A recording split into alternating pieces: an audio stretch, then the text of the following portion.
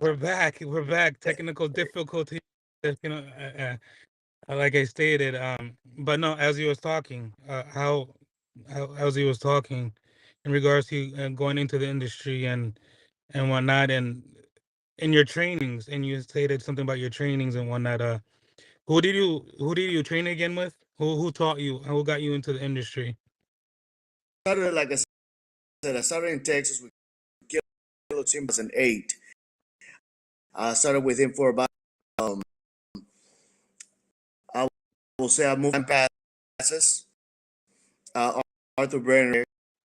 From there in 2008, I started with Ringworks Carolina. Brown, that's who I've been with since. Fun times.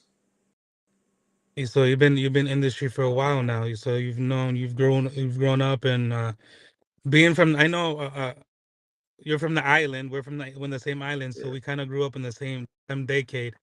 And I grew up, watch the Puerto Rico Association with the Carlito Colones and all the gym fights, all the brutal matches that they had with Abdullah and all those great people. I grew up watching that, and that's how I fell in love with the wrestling industry right now. And we all kind of, like, everybody that I've spoken to in regards to that kind of grew up with somebody next to them that brought them into the kind of that had them bring that passion and watching all this, and it just made me like really like and grow up with it. So I have that passion for it as well. And it's great to see that somebody from the island has that same passion. And so have you ever wrestled over there in the island? The opportunity, although I was talking to Sabio Vega, do a trip to Puerto Rico for IWA. I never had the opportunity. I mean, to wrestle over there, but you go big. I'm not gonna just do any in IWA is where is that?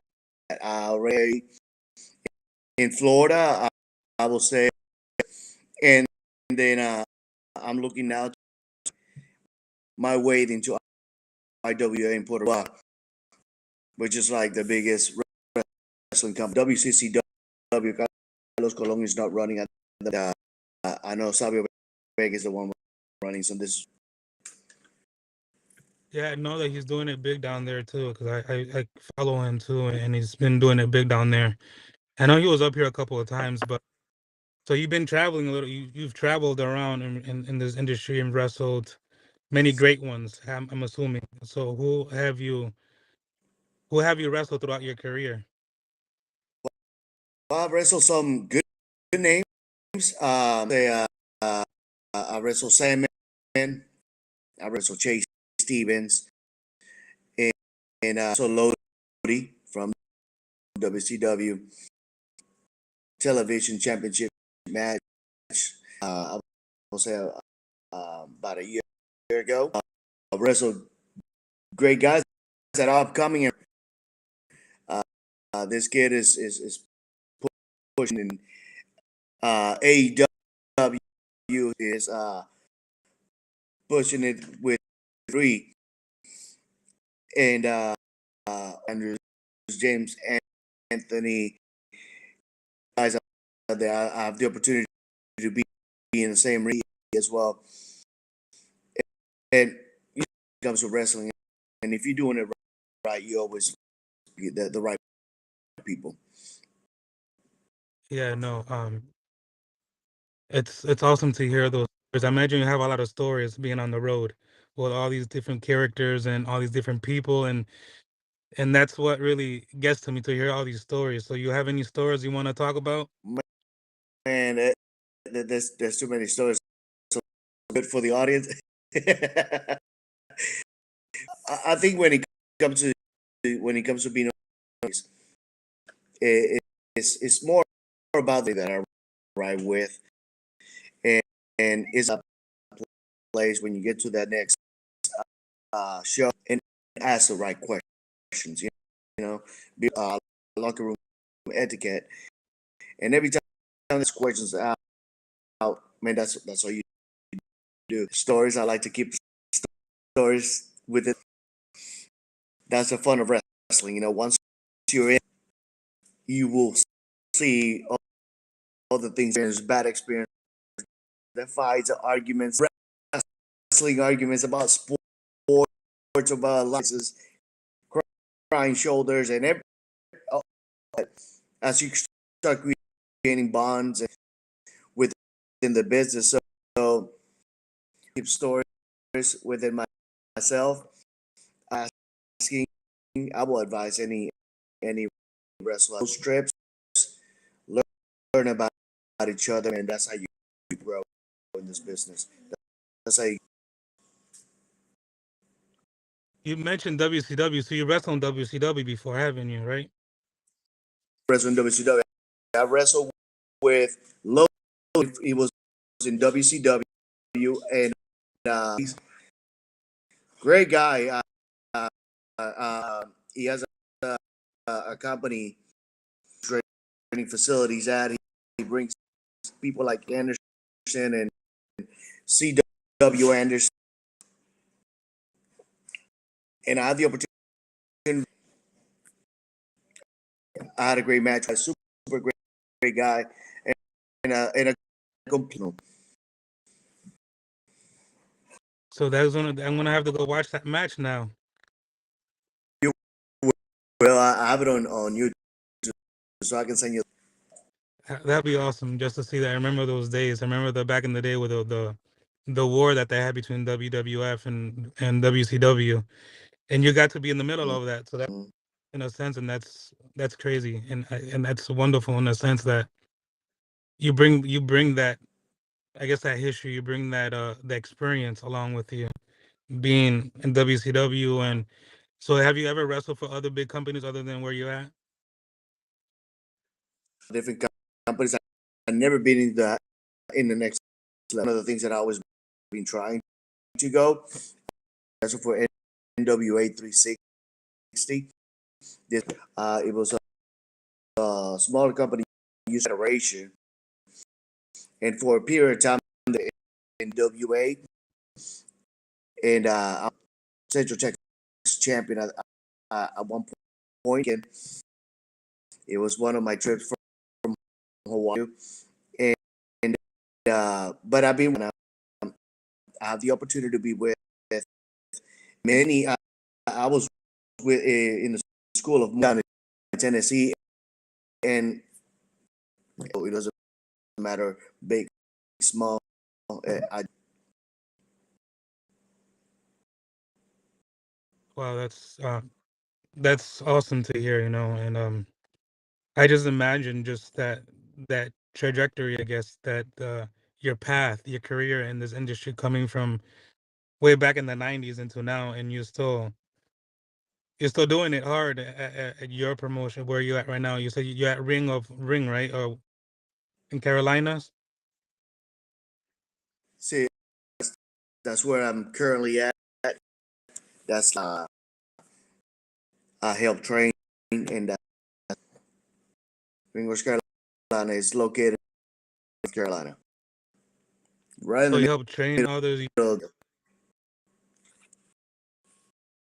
You help train others that want to go into industry as well. So you're like a type of mentor as well. Of of course, in any single way that I can. I'm so by being picky, I like to do things right. Right, I like to custom the way it should be, telling stories should be doing to connect with the audience. The time that I can help others to get there, what they need to do with Eddie, amazing connections with the bigger narrative and AEW. We're trying to push as much as we can. So not only superstars doing it in the ring. Wow. So wow, that's awesome. And I know it's like through this career, through this path, you've had your ups and downs, and what was your worst injury that you came from that you thought was be done for you? that it was no longer being wrestled, but yet you're still wrestling? But I won't say that. Well, I did. I recently uh, had a show in. Um, I went to go for a Granada from the third rope, and based on different situations that should have been executed. So I landed straight on my head from the third rope, just straight for the back flip. I went straight down. Paralyzed. I was glad that I didn't get that, although it took me out of commission. So I'm still recovering from that.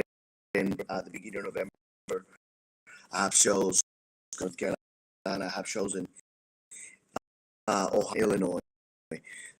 So getting back into the swing of things, an MRI coming up too. I have a tear in my shoulder and chest.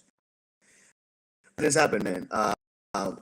As I started in the, I will say within like a deep break, taking a power bomb that put me in a cast for about, and but I wrestled with. I think the scariest one was this last one that just is the main thing is about communication. Man, accidents happen, and injuries tend to come right with it. It's emphasized to be, 14 years. I call it good. Too many. That's the way I see it too. Yeah, I know, because people, from the outside in, looking from the outside, there are people that are not in the industry, see it on TV and they think it's so easy that it's because they think it's all choreographed in a sense, and they know it's all a show. They just don't really think that it's dangerous as well. There's accidents happen like any other sport, it happens, and we have to be safe in that ring. And I've seen your work, and I know that you're a very safe wrestler as well. So I mean, that's awesome, because now a lot of people nowadays, they tend to think that they could bring in the backyard wrestling into this wrestling, and it's not a good thing. People get hurt, and people need to know that. And I appreciate you telling others that, it's this is a hard hitting industry, but it's worth it at the end. And but so how do you safe being you so you believe in being safe in the ring as well, right? You, you have to be safe. You always got to learn. A lot of people want to learn how to do multi stuff, and they forget about the basics. About the basics, and the basics not only moments to build to the bigger things. It teaches you how to protect yourself. It teaches you as a wrestler how to protect. Many times I put myself in situations I'd rather hurt myself before I hurt my. So I do everything that I can in my power to body is protected in the ring with the audience. It's all about bringing that the fans will love take care of myself. I don't take care of that person that we're not really gonna do for the fans. And I think it's always about being safe in the ring, because I've seen a lot of people getting hurt, especially in the dependent scene. And the dependent scene, where I've seen a lot of people getting hurt, and they continue working injured because of their passion, because of the love of the industry, and sometimes it's okay to to step back. And I've learned that the hard way. I'm not currently, I don't wrestle, but I've seen it happen all throughout my like good friends of mine, and it's important for these people to know that this could be a dangerous, Yeah, it could be a dangerous job, it could be it's a dangerous sport. So so you continue training though, right? I could, because I have 14 years in, doesn't mean that I stopped learning. It doesn't mean that I stopped. If I'm not in WWE, and even though they still try to learn, they put the repetitions in. With Japan, same thing with EWI. You don't stop training. If you take profession and you want to constantly, you must continue to train. I see people like Lodi who still trains. Eddie McCoy, and been there, done that, still gets into like Fodder, who's now Trojan Narrative, AML, AL, and Ring of Honor, and this being Raw, AEW, NXT, and he still trains. It's something that should never stop.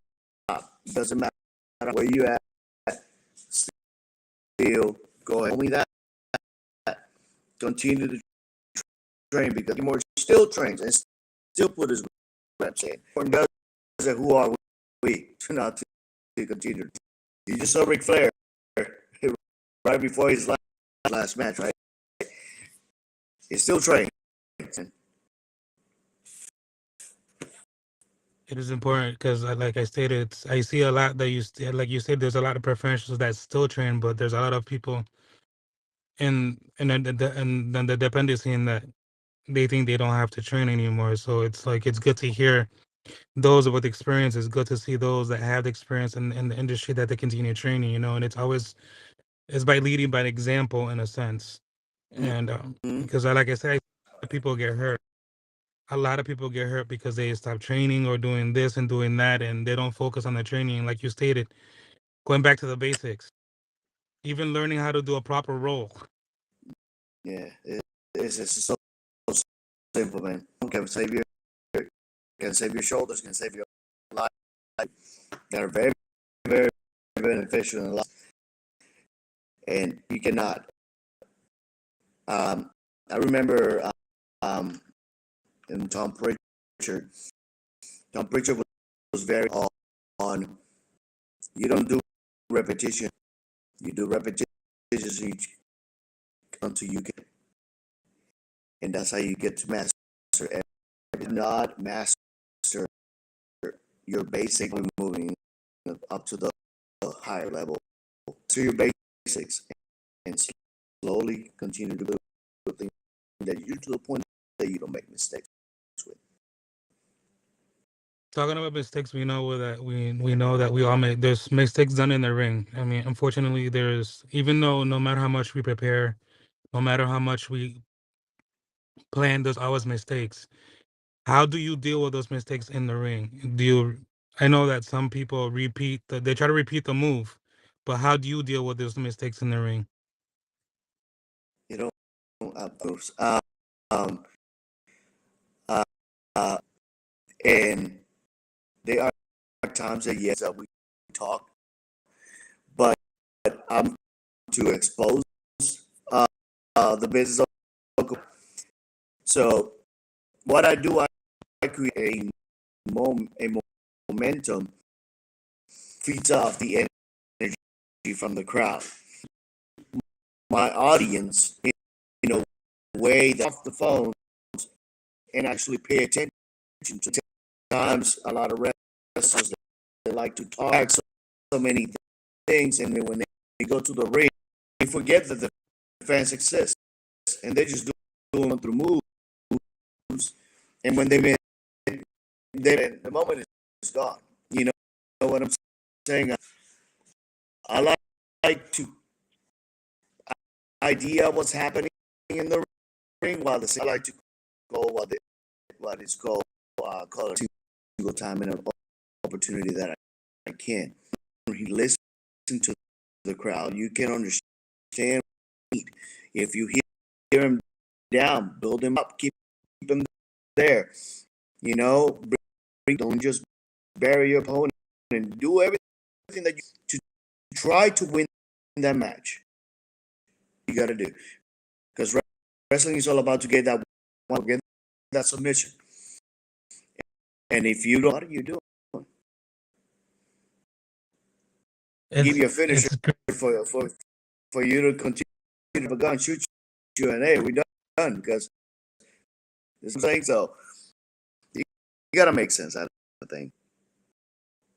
No, it's great that you bring up that, because that's takes experience to learn the ring.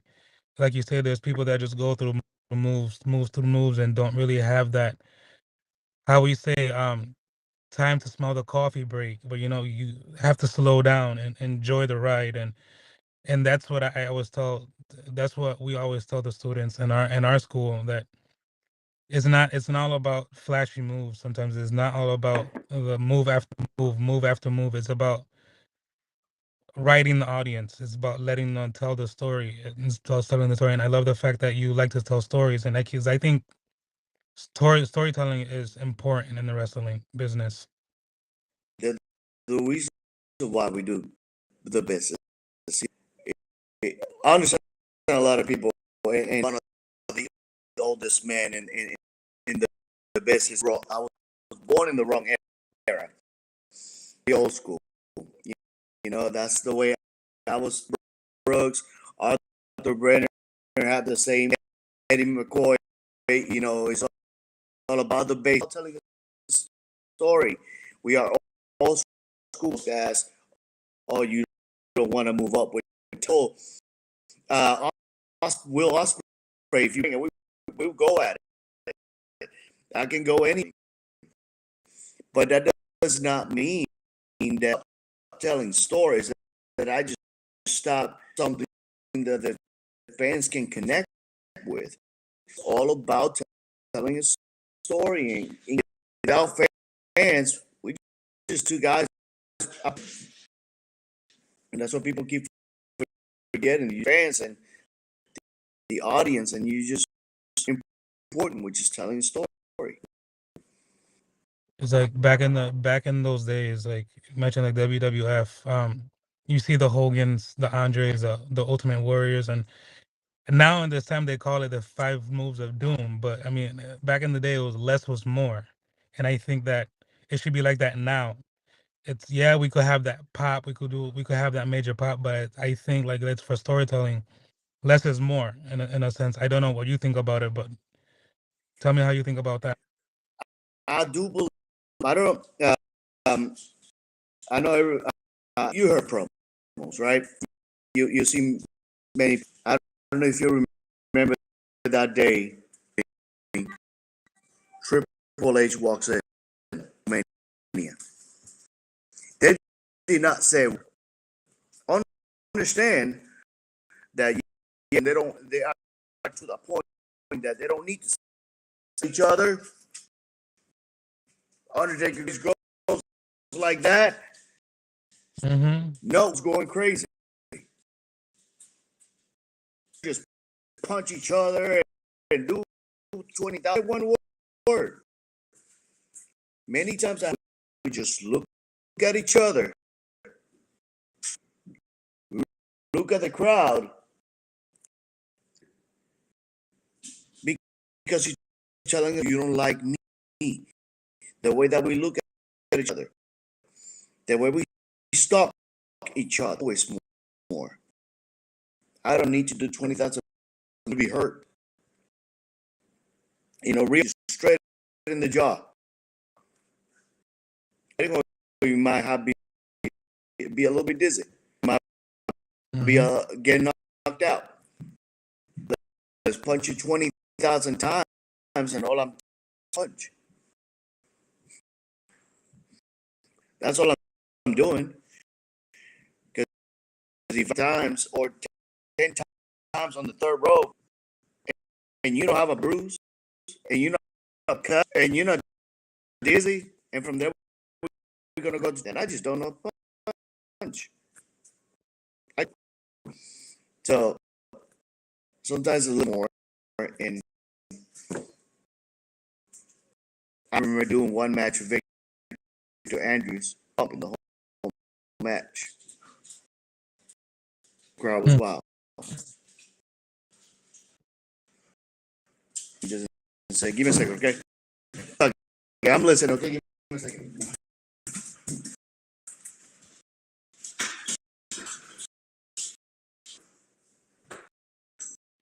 Kicking with Caleb directly from the Carolinas, and this is an awesome. It's great to hear that right now, and like you were talking about, I remember even Chris Jericho when he was in the WWE, there was a moment in his gimmick where he wouldn't say a word. He will go grab the mic and wouldn't say a word, and the crowd will go crazy, and then he will leave without saying a word. And you will see how the crowd will take that like that pop, and they'll make that pop, and there's even Hogan went against The Rock, and how The Rock went in as a baby face and ended up being the heel of the match. I mean, and because they read the audience.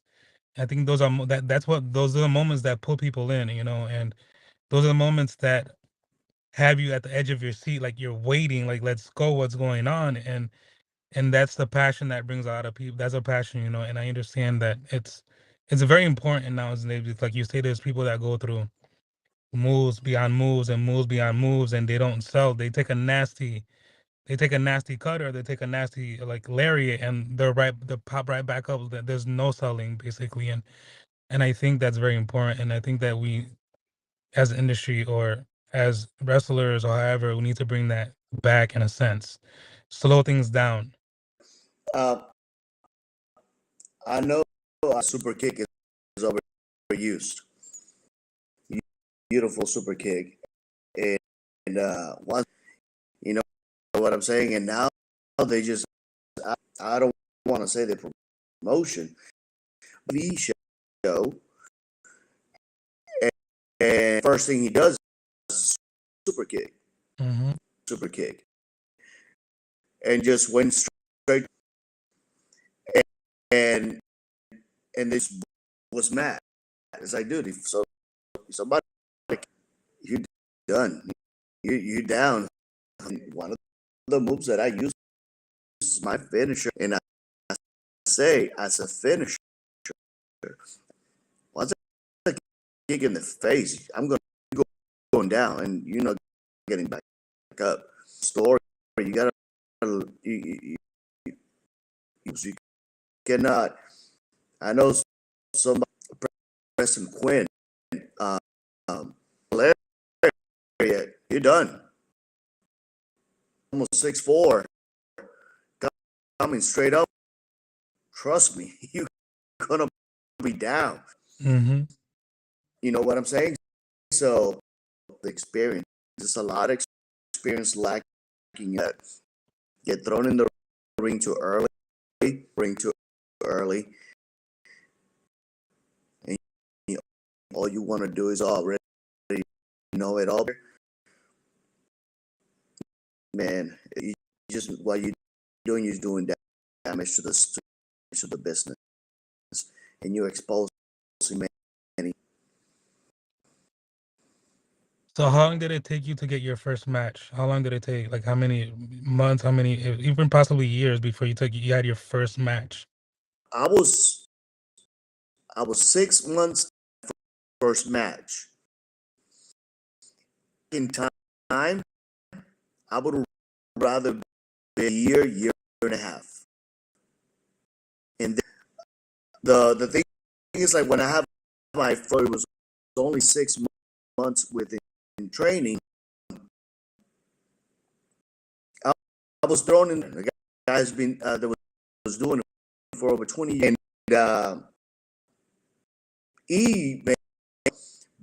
but I look back and I'm like that ring yet. You know, I should have been learn more basics and more basic. You know, a lot of times, a lot of people when they start, um, they can transition into a wrestling,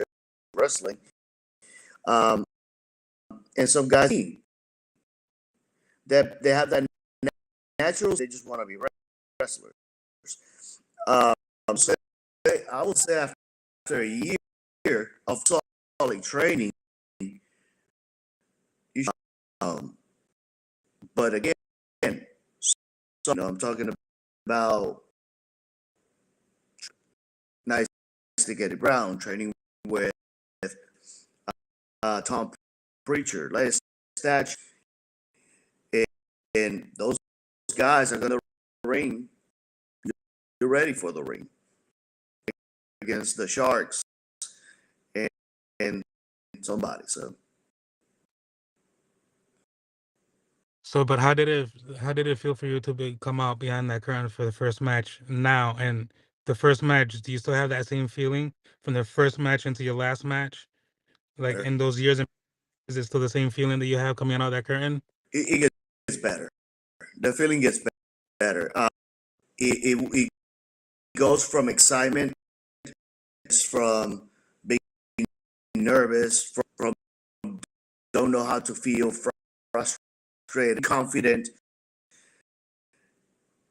into now you're just nervous, confident. You know you're gonna do well.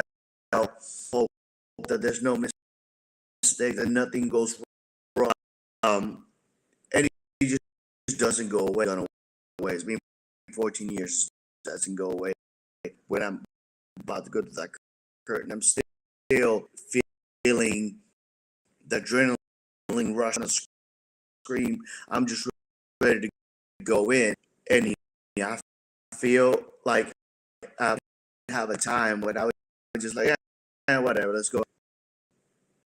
And when I caught myself, I was okay, I need to take a break. So I should, I'm going over there non-conscious and nonchalant, and I need to change my mentality and reset. Why am I missing? Why I'm, and there's a lot of things in the business that can, but up to today, chills. I still get excited. I'm still pumping, and I'm just ready to just give it. So did how did you get your name? Did somebody else give it to you, or how did you get your name? Well, Because I see that you. Tiger. Go ahead. I'm sorry. No, so I'm an islander. I'm from Puerto Rico. Caribbean comes from, right? Tiger is my nickname. Um, the first shoulder is a tiger, and it's for some reason every time that there's a full moon. So tiger, because tigers are animals that are mysterious. They're loners. And with a tiger, you gonna get one. So I always saw that as something that I see. So that's the reason why I got the tattoo. The thing for Caleb, it was too, so it was very hard for people to remember Caleb, the tiger on my shoulder. So tiger next, a few people calling me Tiger stuck. So even as a buyer, everybody knows me as Tiger within. And when I transitioned to put Caribbean at the beginning, That's awesome. Like I know you have a lot of influences went up, but who influenced you the most in your style and the way you wrestle? Who influenced you the more? Who influenced you more? well, if you look, it's something that at this point, when once you in the business person and say this is the guy, SummerSlam that was going on in my house within my parents. And my uncle noticed those things, so he come here. Let me show you something that is WWF than WWE now. And it was when I saw the Ultimate Warrior walk in, and within 1 minute, and like I want to be like that guy. Mm-hmm. I was, because at that moment I forgot what problems, I forgot anything about life, about this guy. You know, as I grew up, this so whatnot. Then of course, Shawn Michaels, Kurt Angle, Guerrero. Uh, I look at guys like Harley. Listen to guys like Ricky Morton. I listen to William Regal. I listen to Tom Prince. I saw their style. I was like, that's my style. Solid. The manner that who you are, that they believe, and when you believe who you are, that's you as a person. So there's and from Johnny Saint back in the 60s to now, there's so much history going on, and there's so much characters. And that's what draws me out, creating an impact, and it's possible. So there's one, there's too many. So what do you consider your style? Are you like a brawler? Are you a luchador? Are you technical? What do you consider your style? Like your style that you prefer?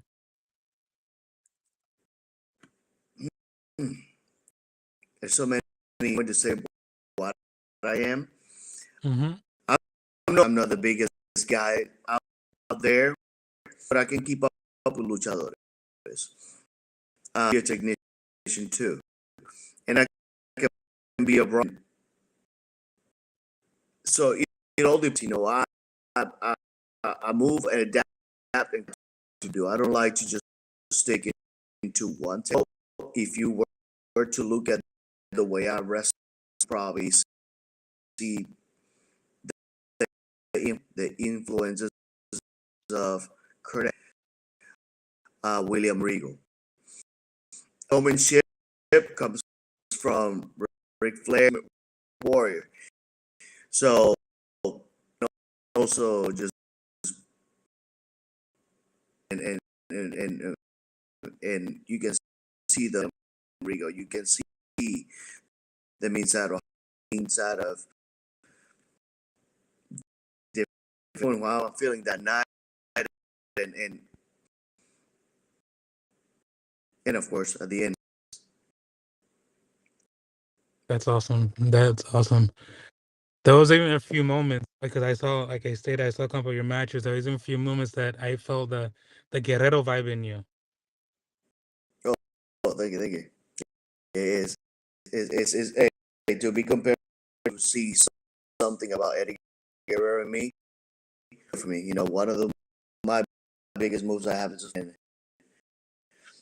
and I just he was so smooth, so gracious. That all comes with becoming a perfectionist. I appreciate you for that. Thank And it takes years in your craft. you.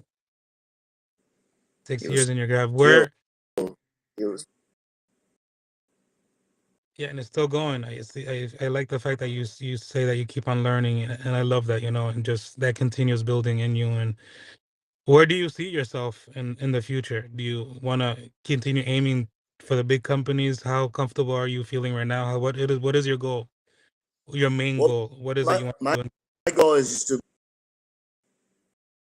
one of the best and what I need students and as many fans, people as I can. If I were to make it because I continue to put hard work and dedication, that they had no choice. But it's up to me. It's what I tell every single person that asks me this: how do you make it to the big leagues? How do you? Not as simple as hey, do a X, Y, You need the it factors. You need to look the part, look how whatever they're looking for. And all day long be looking like Triple H. That I'm not. I look at guys like who has a better physique person, and he just got released from. So it is what they need to come. So for me, I do the best of my abilities, and I stay focused. And whatever the future has, rather be a big company, rather be training, rather be whatever ready for whatever that comes in. Because with the rest, where do I go with it and love it? And what you get, world doesn't own me anything. The greatest experience that I had, wrestling gives me, I will always. I know that outside of wrestling, everybody has a life, uh, family wise, wife, children. What advice do you give to those that are in the industry now that are dealing with that? I mean, how I know a lot of things must have affected you throughout your years and throughout your industry, throughout in the path. How would you? What advice would you give to those that they're just starting now and they have to work with their families, they have to have a personal life, they have to work and all that? What advice would you give to them? One of the biggest challenges that I had while I was in the I was also serving in the military. So of course, to the country and my duty as a soldier, opportunities went by because I had to be deployed or had to be somewhere else. Or I was just at work and I wasn't able to leave the area. So I prioritized the military, prioritized my family at all times. Now, if you want to make it in this, you have to treat this business as to treat it like a job. You have everything that you can in your power to put time for your family, but also, so let's say if you don't have a job, you should just have plan A, B, and W and work. Then what do you have? You got to pay for gas to go to shows around. Have money to buy decent and look the part. You still got to put your time in the gym. You know what I'm saying? Uh, so you have to give everything that you can to the business. You won't make it. It just time with family. That's there's people that Ric Flair how wonderful he is. He became right. Would you go back and spend more time with your family? You because and a lot of great, wonderful wrestlers. Now you got guys like develop his life without family, was able to be in WWE and to get in the business that he already established a name for himself. Now he has, and that's wonderful and great. It was easier than others. Doesn't mean that Randy Orton didn't put me. Means that his time was perfect. Timing in life is very important in wrestling. Prioritize what your heart feels comfortable. That I give my time. That I gave my time to my family.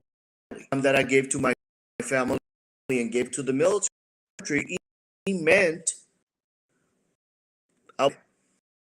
you treat wrestling like a hobby. All you're gonna get hobby. You profession,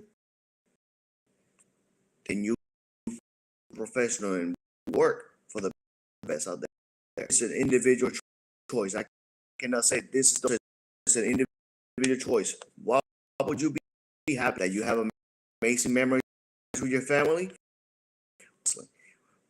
But sometimes you cannot have both. That's awesome.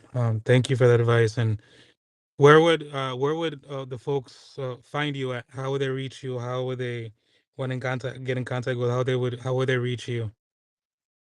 Through my Facebook page, Caleb, uh, or they can reach me on Caleb Caribbean Tiger Nieves. Go into TikTok once in a while, do videos here and there. They can is Tiger I NOS NOES. So So I definitely put on TikTok. And yeah, there you know. So trying to keep up with social media. I got rid of my Twitter account. it's okay. It could be a lot. All these social medias could definitely be a lot. But I know Mm-hmm. one last question. I know we was talking about families and whatnot, but one last advice to those that are getting into the industry now, to those that want to start this industry, that want to become wrestlers, what will you tell them? My advice: someone that knows what's going on in the business, understand the business, somebody that can help you make basic moves. I recommend many, but at the same time, I don't recommend many. It all depends. I will say, do your research that you get getting trained by people this business well. Advice that I always heard, one of those that if they most likely they can help you to know exactly how to get you there. At the same time, there's a lot of being there know how to train. There's a lot of being there done that know how to get back up there, and that's all they've been trying. And once they do, they forget about and find those who know if you gotta do the travel and move yourself from eight and get the best training in the world, waste time and do so. One of the moves in your life that's going to change your career that you are. So it is those people that can train you well. In the business, and you train well, listen. Know when to listen. Uh, um, 2-3 months into it, or you months, does not mean that you already much for wrestling to learn. Still learning, you know. So be patient. Put time for you that you got in your power in order to get better. Um, by example, that it looks different. The thing that I tell people: be somebody else. Don't try to be the next Stone Cold. Don't try to be the next John Cena, the pro, the next this, the next that. It has been exploited. And only one Undertaker, one Shawn Michaels, one William Regal, one will never be replicated. If you notice, at one point they got rid of Batista, and they beat back in the days, and all people be the next Batista. There's all that, you know what I'm saying, and what happened. I'm saying everything, but the only Batista and the fans did not try to be the next one. Be you, Brent. And sometimes if notice, just looking, the most muscular guy in your locker room can automatically make you else. Sometimes having the best gift out from everybody else. So technique and the most solid base, you never know who's looking. You never know. To salute that janitor from to the cameraman to the referees, because somebody is always watching and somebody gives you the opportunity for the next level. I appreciate it, my brother, to have you on here with us. I know I want to take your time, but thank you for coming. But before we end, I know I said one more question, but I got the time. I got one question. What is your Mount Rushmore? Give me your top five. I know it's a hard one, but I always have to ask that.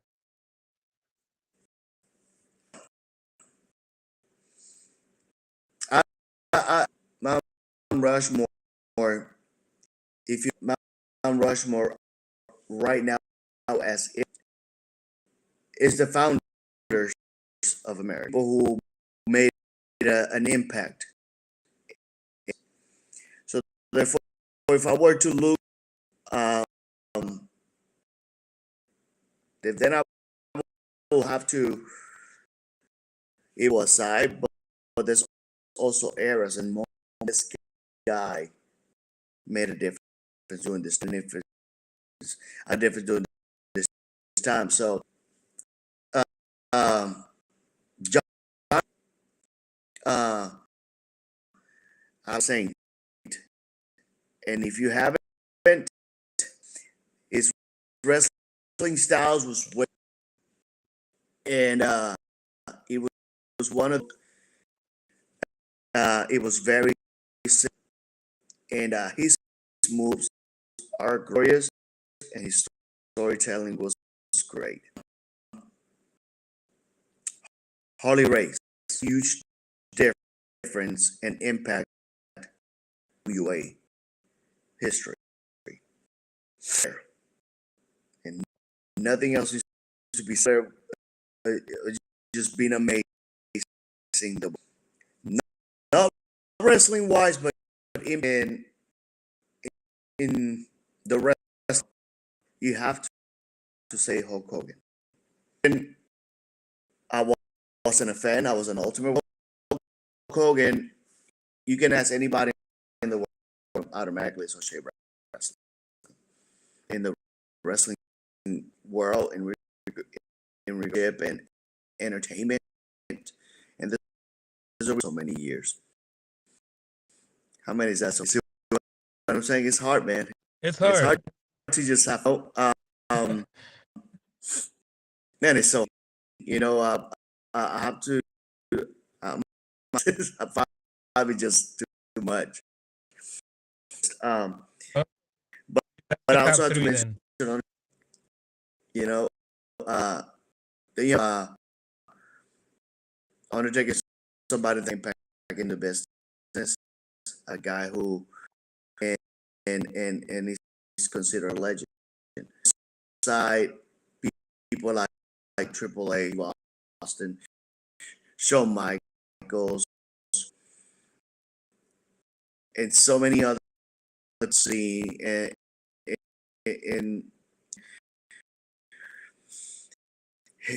it's hard. It's too big five because there's too many out there, and people will argue, but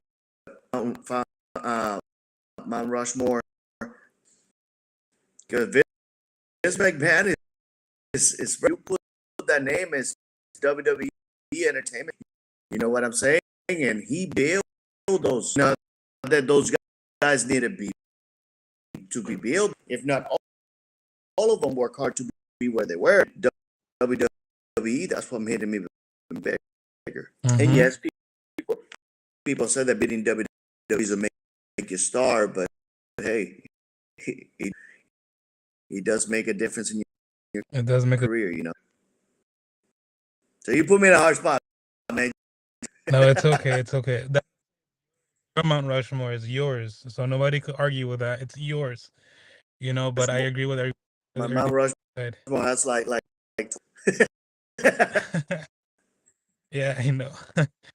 But no, thank you for coming on. I mean, it was great to having you and great listening to all your experiences, and thank you for the advices that you gave us.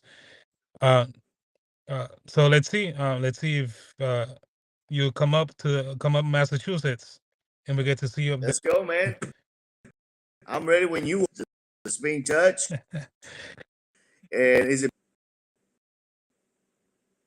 I appreciate it, my brother. Thank you. Until the next. Thank you. Have a good day. Enjoy your day. Thank you for coming. All right. Hold on for a second. Thank you. all right.